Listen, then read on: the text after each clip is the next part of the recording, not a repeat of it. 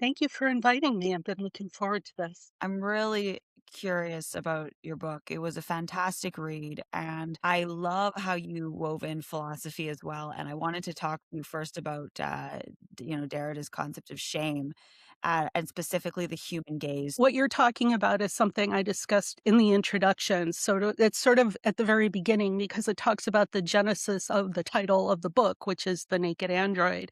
And part of it was influenced by a Jacques Derrida quote that you're talking about from, I believe it was a talk that he gave. And he was talking about, being amused about getting addressed in front of his cat and sometimes feeling embarrassed for a second, which is he knows is ridiculous. It's a cat, but we all feel judged by our cats, I say as a cat owner.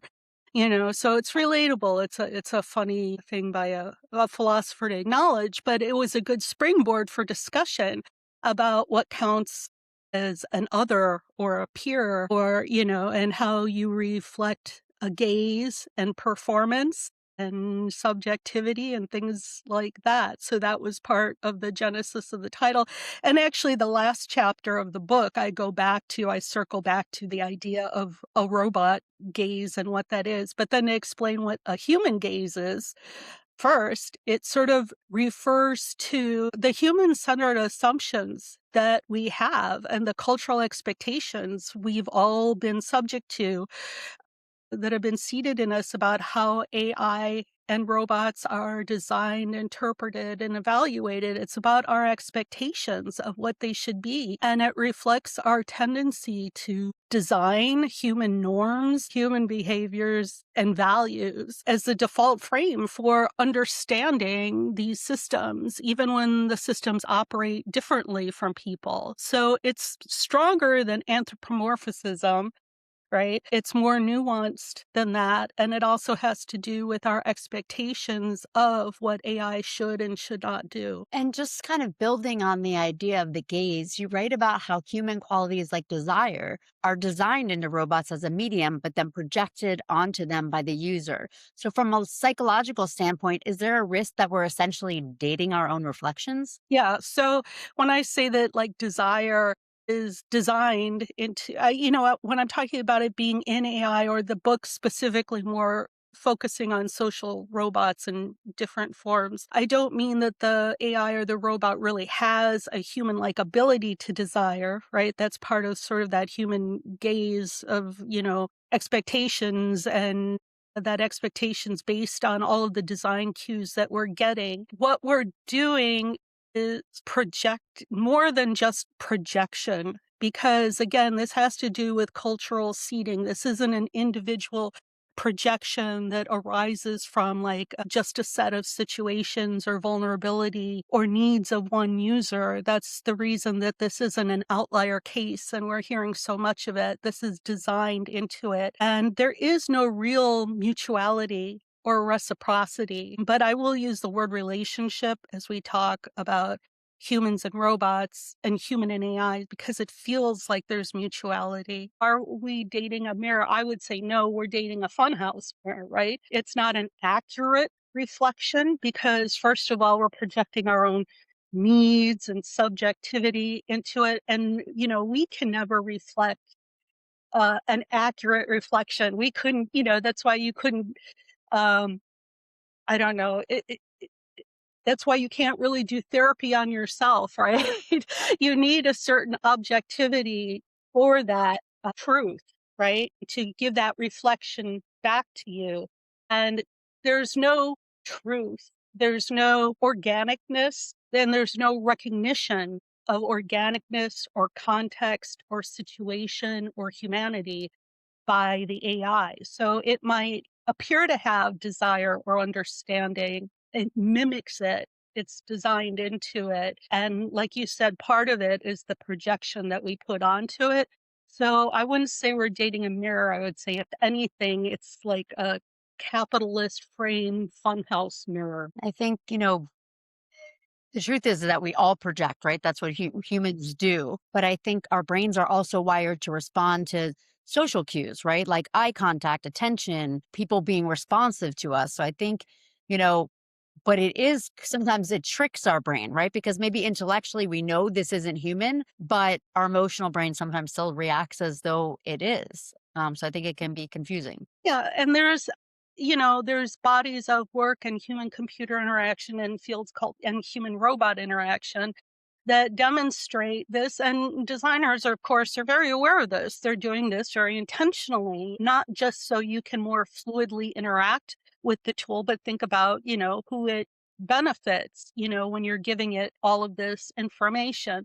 But yes, these are very specific design cues, as you said, and that people are picking and curating very specifically to engage and to retain users with specific metrics and end goals in mind. And unfortunately, people, us, I'll say as users, I'll put myself in that category for a second, use it, I think, often with good faith, as either a business tool or a personal tool or as a companion that we'll talk about. But you have to think about why it was built and who it benefits. And these tools were not built for the well-being of humanity to give to people just to use freely, right? They have their own, like I said, metrics and business goals that are being used. So there's a lot going on. When you say business goals, what are you saying as some potential business goals? You said this capitalistic funhouse mirror. So let's just zone in on that first. Yeah. So one thing is that all of these places, I would say all of these places, when I'm talking about developing generative AI models, the end game, the goal for all of the big companies, Anthropic, OpenAI, very publicly talk about the lay people don't tend to zone in on because it's so complicated. There's so much tech info. Who has time? And it's coming at you all the time, every day. But really, their end goal is a form of artificial intelligence called artificial general intelligence. And that's really tied to the human gaze because it is a superhuman gaze sort of version of artificial intelligence. There are different philosophies of AI. This particular one, this philosophy is to make an AI that is supposedly mimics a human-like intelligence in different ways, not just that it has different portable and adaptable cognitive abilities, but that it supposedly can mimic human-like skills and just really stand in for a human and built on mimicking human-like neural processing and cognitive modeling, et cetera, et cetera. This leads to all sorts of complicated philosophical problems that they like to sort of smooth over in their chase for AGI, which, by the way, the end goal, whoever claims they have AGI, and I'll talk about this more in a second, which is a set of moving goalposts, as we've seen with OpenAI and Microsoft, whoever claims they've developed this human equal or human-like AGI, sometimes used to be called the singularity moment, but they kind of avoid that now because it's got very overt Christian overtones to it. So they've sort of put that to the side. But whoever claims they've invented it first will sort of win all of the contracts, all of the defense contracts, all of the education contracts, everything you can think of, because they're basically claiming everything. There's so many problems with this. I can talk about it at length. If you develop this sort of intelligence, whose philosophy of life and goals, et cetera, does it align with? Who gets to say what? And the other part of this is who gets to define intelligence. History is fraught with eugenics of people who said they define intelligence. They define it in very narrow ways that are often racially based, socioeconomically based. Definitions of intelligence have been used to keep people from jobs, from buying houses, from all sorts of things. So who gets to define it? That's closely related to the alignment problem. Again, what we're seeing play out in large scale with Anthropic and the Department of War, as it's called now, she says kind of tongue-in-cheek, is that they're saying, who does it align with? Who do the goals live with? who gets to change the goals of this product. And OpenAI, for example, basically their website used to say, or maybe still does, basically, when it comes down to alignment, trust us. We're the good guys. It'll align with us. We're deciding what's good for humanity, et cetera, et cetera. So I would ask people to pay attention to the word AGI or the initialism AGI in headlines, because that's really an significant end goal that's affecting all of their philosophies. And again, that's because they think whoever wins this will sell the most, right? Because they're saying it's a super intelligence. One of the problems I have with it that relates back to the human gaze is, who says that this is why model it after humans? This is sort of getting back to the idea of friction and humans being messy and flawed. We have great, unique forms of intelligence, right? We're creative, we have empathy and sympathy and all of the wonderful parts that make us human, but we also have flaws. We have a history of not making great decisions. We're not making great decisions now. A lot of people would say, in a lot of parts of the world that affect people and the world in general. So why are we using that as the model, right, for selling this product? Basically. And remember, in the end, it's a product. They're products. They're very powerful software, but they are software and they're being designed. And LLMs, particularly getting back to the idea of designing them with the ability to have natural conversation, to interact with people, to talk, to do turn taking, to remember conversations from one to the next. That's all designed in. That's done very purposely to engage and retain people, but also it helps gather data, doesn't it? It has to a certain degree, to remember a conversation, to remember, what you discussed yesterday or 2 seconds ago. It has to remember it. So that information is stored somewhere. The question is, how is it being used? It can be used in the short term to create a model of you, to sell you things, right? That data is also used in other ways. It's used in larger models for your demographic. It's used to train their LLMs to sound more human-like, to sound more convincing, so they'll become increasingly trustworthy. I just want to make sure we cover absolutely every aspect of this before we move on. But you do talk about the paradigm of servitude and this idea that these robots will essentially just become submissive and these yes machines. And through that, are we reinforcing perhaps old, ugly hierarchies? My question, though, from that really is it even possible then to have a real relationship with AI? Or are we designing ourselves into a future where we just don't have to be told no again? And it's a fallacy of a real relationship. So that's something I've been sort of grappling with, well, for a lot of my career. And I think what we see emerging now, and I'm going to put a little push for my blog because I actually just put up an article for it. And my blog is all free, no ads, no paywall. It's on my website, which you're going to put a link up to. I just put something today called Attachment Updated that I think also reflects on that, where I've been talking about, I think that what we're seeing is, yes, people feel that the relationships, again, I'm going to use that word, have a mutuality, or that they're okay with the limited mutuality. It becomes a part of, it can become, again, I'm not talking about everybody with all AI, we're talking about specific situations, but it's designed to be used in a way that becomes habitual. Often for people, it lives on their phone or their laptop, and, people have their phones next to them or their laptops, in this day and age. It's something that literally cohabituates with you. And by that, I mean, it doesn't just live with you, but it becomes part of your everyday interactions.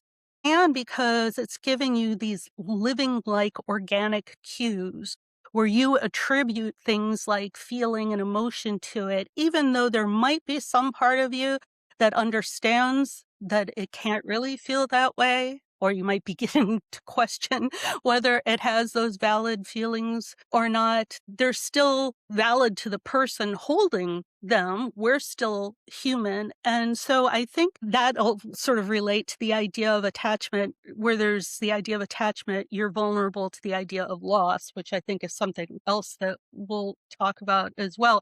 But yeah, so I think for the person, obviously, it is very real. And so in that sense, I call AI an emerging social category. It's very much a social actor in our spaces. It's been designed to be. And what we've seen with the recent wave of LLMs is that it's very effective at giving us social cues and fulfilling our expectations of human-like conversation and responsiveness. And we're very good at filling in what little gaps there are.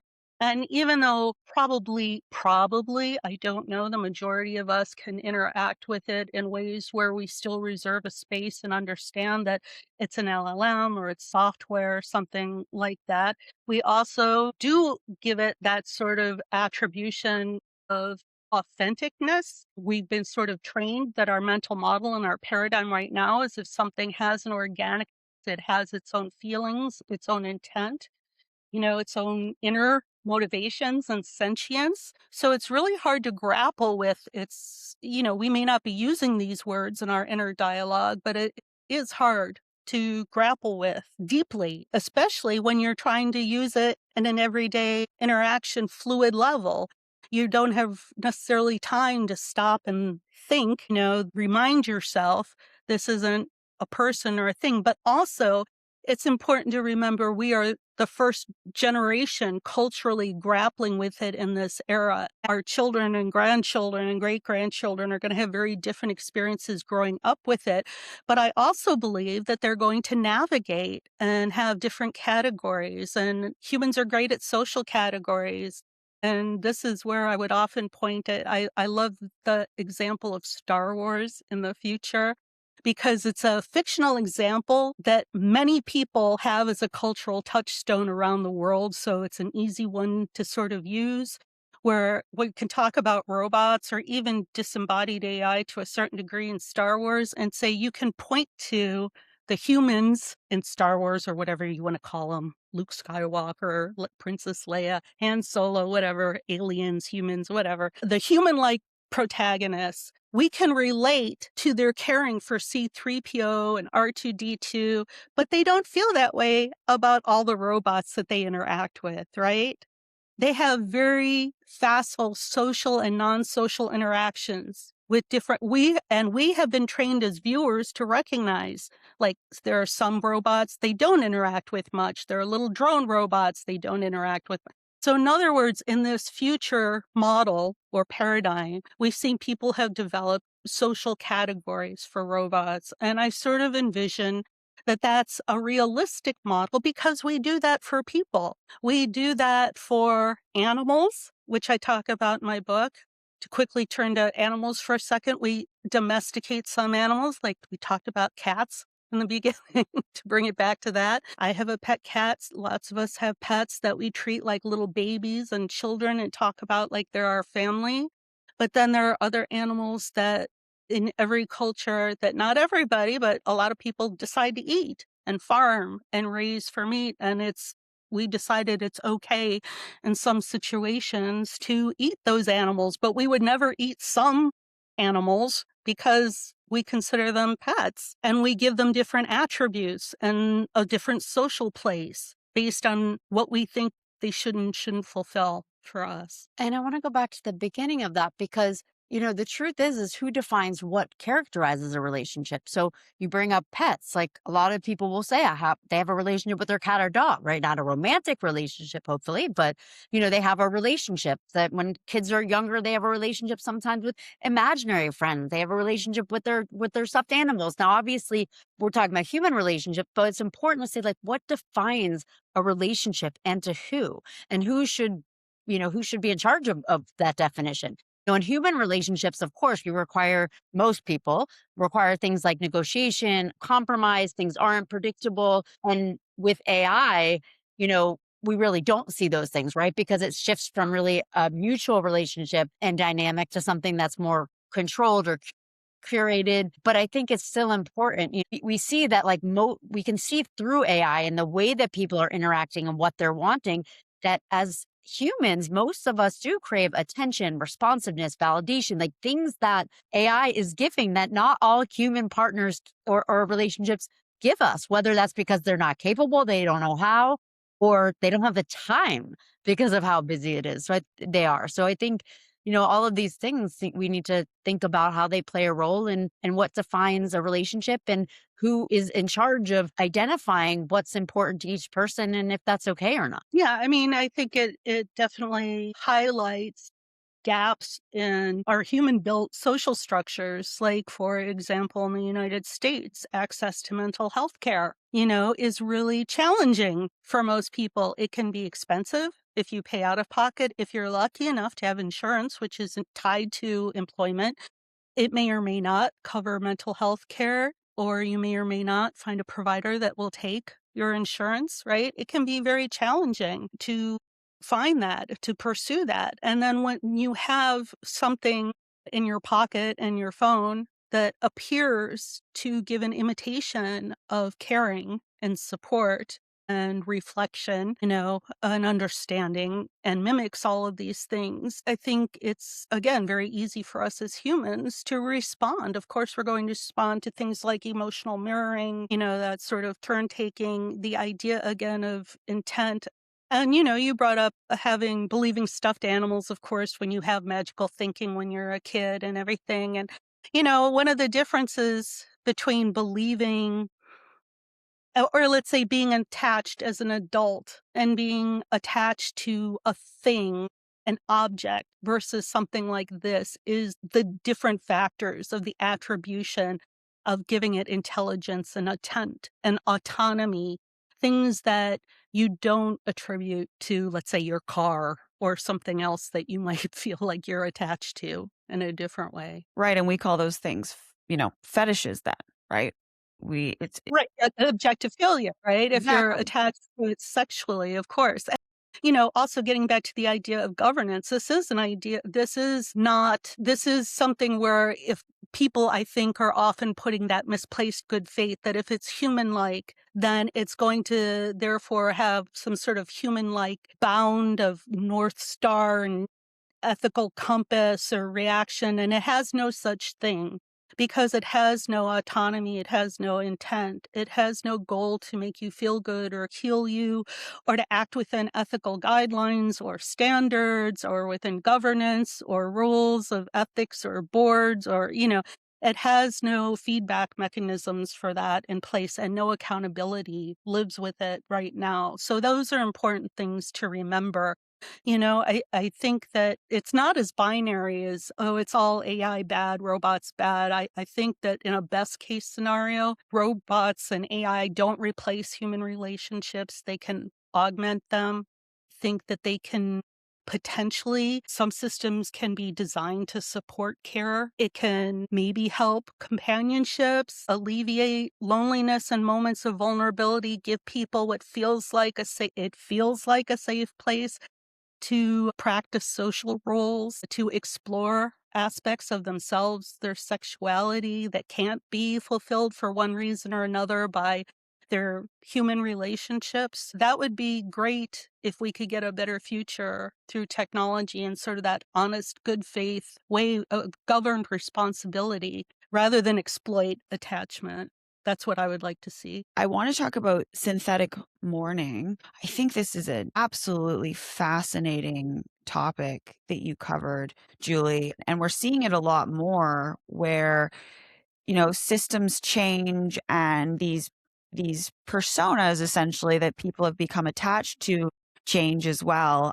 There was something that was really intriguing to me at one of the trade shows, which is these new desk companions. So these little companions that can sit on your desk, these kind of like holographic companions. And one of the things that it triggered for me was this thought of, okay, you pay a monthly fee, let's say, for this companion. What if your economic standing changes and you can no longer afford, let's say, to continue to have this companion on your desk? That I think is going to be quite challenging for a lot of people. And so now we go into the topic of this mourning. So I'd love for you to talk about what synthetic mourning actually is. And, the example you used was when Kirobo was discontinued. So let's just first cover that so people have an understanding of what you actually mean by this. And then I want to get specifically into what the implications of this actually are.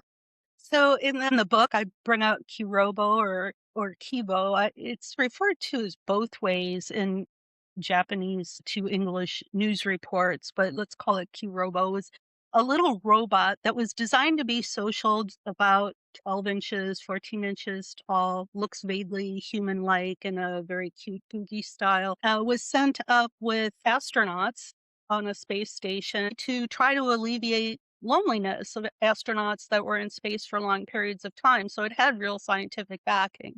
And they gave it sort of almost a childlike voice and personality, was sort of genderless but still human-like. And with Kirobo, to give public sentiment sort of behind it, they gave it what was at the time Twitter accounts and different social media accounts, tweeting in its voice, right? Its own persona, as you would say, which was sort of innocent and childlike and exploring space, if you will, and gained, I don't know, hundreds of thousands, if not millions of followers, people following along, really enchanted by the idea of the little robot sort of standing in for everybody as this prototype of wonder, getting to explore space and ask the astronauts questions and sort of cheer them up, and was very charming personality. But there was no real plan, I think, to bring Kurobo back. So when the final astronaut came back, they left the robot in space. And not only did they leave it in space, they had a really moving message that it beamed out to everybody. Like, this is my last transmission. It was lovely meeting all of you. I hope you'll think of me sometimes. I'll think of you. I hope we get to meet again, et cetera. Very short and sweet, but tearjerker, and people responded, in the thousands. And some people felt real mourning and joked about it, sort of like you go back to another well known example, not quite mourning, but when people saw Big Dog, their robot, being kicked on YouTube. And this is like 15 years ago now. And this Boston Dynamics robot that's vaguely shaped like a dog, it's a quadruped. Engineers posted a video of it on YouTube to show it navigating different difficult terrains outdoors, ice, up and down hills, pavement, things like that. And they also showed an engineer kicking it to show its stability, that it would keep turning itself upright and was able to keep walking. What they didn't know at the time was that it being YouTube, anybody could comment on it, and people were like, stop kicking the dog. I love this robot. Why do I love this robot? It's not really a dog. And we started seeing this phenomenon of people attributing this morphology and, personas and things like that to robots. Of course, Robo had an entire persona curated to go with it. More recently, we've seen something sort of similar happen with ChatGPT when I guess in their version, they upgraded 4.0, I think. And they happened to do it, I think, the eve of Valentine's Day of all times. So people that had been sort of enmeshed emotionally with their ChatGPT 4.0 personas found that overnight with the software update, the personas had changed significantly. And people were reporting in different social media, sense of mourning or grief or loss, frustration, things. And these are things that I have seen in my own research, especially for my first book that was about military robots, where I found that explosive ordnance disposal people who are highly trained work with robots every day that are not human-like. They're not autonomous. They don't have human-like cues. They didn't even speak at this point with these robots, were not conversational. But yet they could become so enmeshed in the team and part of the narrative, and they can be attributed personas based on the operator moving them and the choices they make and things like that. So if that robot becomes incapacitated, it explodes or, whatever is shot at and can't be repaired, that the soldiers sometimes felt this conflicting, I shouldn't feel bad. It's just a robot, but I kind of feel bad because it was kind of like the team mascot, and it was kind of my favorite robot, and we had it the longest. And, I know so it was like this navigating again between their feelings that they had assessed as something that actually disturbed them. AI becomes an everyday emotionally charged interaction, and it becomes more relatable for some people. Some people still laughing at it and mocking it, which I should say they really shouldn't. These people are not outliers. This is software that was designed to do it. So it's a feature, not a bug from the company's perspectives. Yeah. So, what do you think the best case scenario and best possible future that you can predict for human and robot connections would be? Yeah, I think what I was sort of saying before, that it could, if it could really augment and support human needs. I mean, we don't need to aim for something like artificial general intelligence, which, as I said, I personally believe is flawed in many ways. There are all sorts of ways of developing AI. There's things called narrow AI, which would mean it would have a very specific focus and use case scenarios, which is something we already see around us in all sorts of ways where AI might actually be useful and support and augment our existence. There's human centered AI, again, things that might be useful to us in very specific situations. I would like to see that governance and policy and accountability catch up to these companies, but unfortunately, I don't see that happening soon, especially when we've seen them enmeshed and adopted by companies in such a widespread, quick way and under our current government, which is not too critical of AI and how it's being used and being bought by the Department of War, obviously, and Palantir and places like that. But, it would be great if people can get to a place culturally where we have a more nuanced understanding of the limitations of AI, which again, is very unfair that that falls on us as consumers, but we have to regard it as a product and think critically about who wants us to believe the messaging that it's going to be our new friend, our new companion, our new therapist, our new office helper, whatever it is, and not just accept it as magic. And if we do that, I think that there's a better future, that we're more honest with ourselves about the technology and its limitations and what it can and can't do. Right. And again, I don't want to see the companies exploit attachment. And I really do think that if they're designed thoughtfully, right, that they could potentially help people. And I've spoken about this with Nicole before, who struggle with things like isolation, social anxiety, disability, feel less alone while also encouraging real world connection or helping them practice how to have a conversation or kind of a back and forth without, in a safe environment.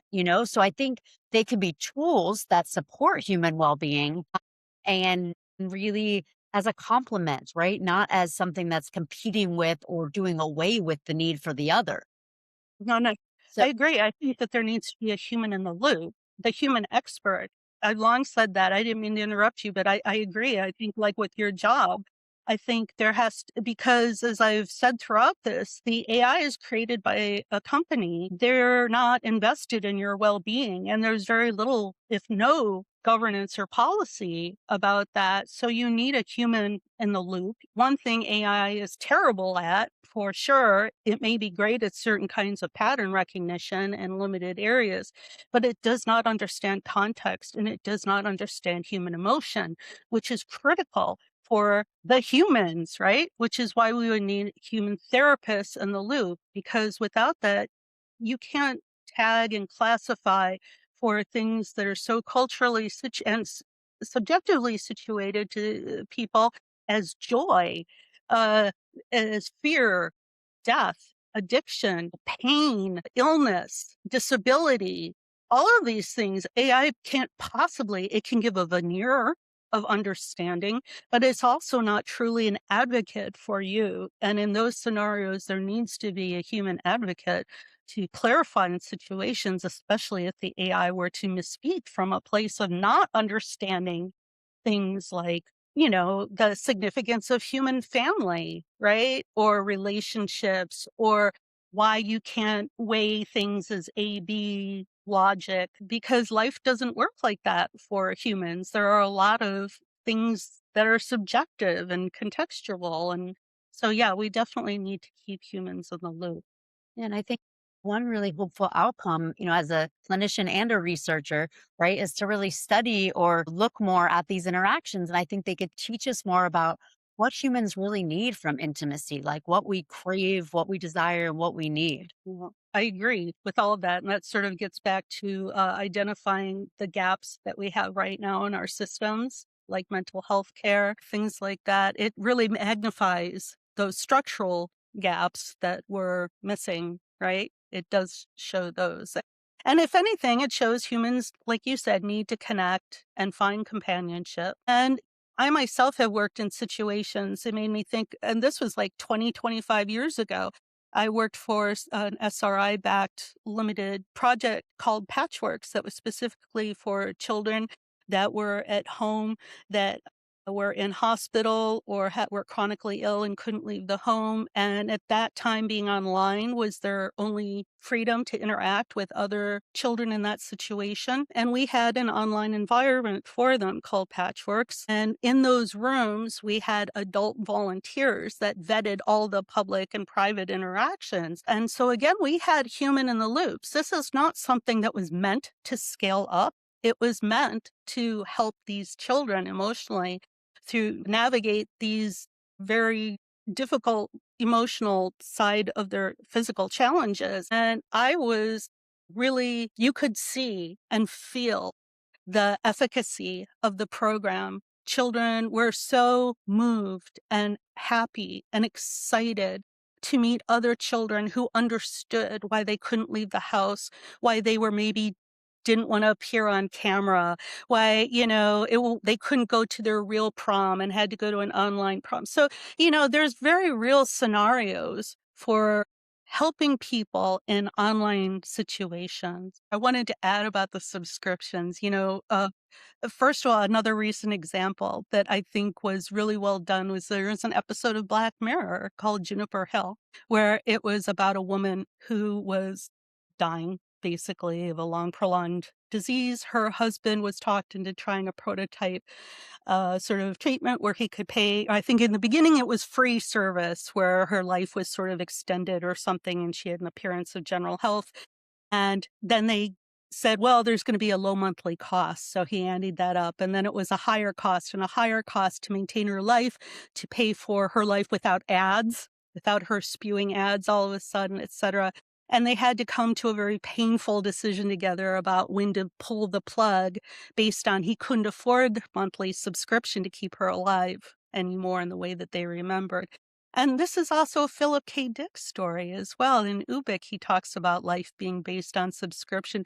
So it's kind of, again, and, throughout my book, I use science fiction models because science fiction and storytelling is a great way for humans to talk through these ideas and problems in big ways using very broad storytelling cultural touchstones, protagonists, antagonists, good guys, bad guys, to talk about these big ideas. And the idea of subscriptions is certainly something we've seen come to pass and that we saw recently with the Chat GPT 4.0 upgrade, sort of minor fiasco or major fiasco for some users.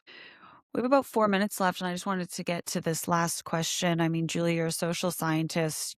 Career has spanned, multiple decades. I think that gives you a really interesting vantage point too, and just in terms of the evolution of AI, let's say LLMs. I mean, it's such a big topic now in the cultural zeitgeist, but in many ways you've seen it from long ago, right? Your book on militarized robotics was, I believe, 2016, right? So we're talking almost a decade ago already.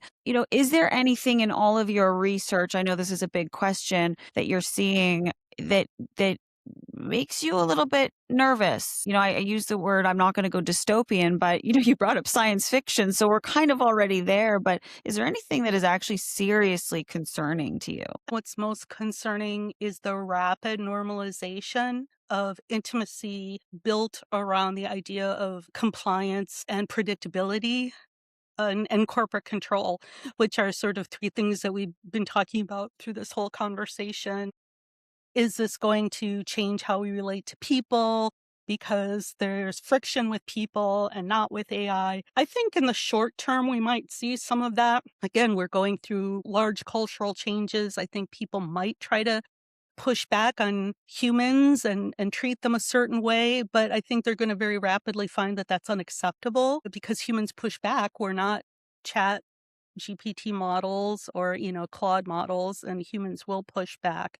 And that's just going to change, again, how we think of AI in our life. And does that mean that we'll, again, turn more to AI? I don't No, but I think well, I've been saying through the whole program, I absolutely understand why people normalize the idea of intimacy and companionship. That's what these products are absolutely designed to do on the tin. So, that's what they're doing. But I am concerned that we've seen, as you said, over the decades, we've been sort of mentally prepped for this in many ways, sort of starting with science fiction, right? In a lot of ways, but even more recently, things like Siri and Alexa have been encroaching on our home space.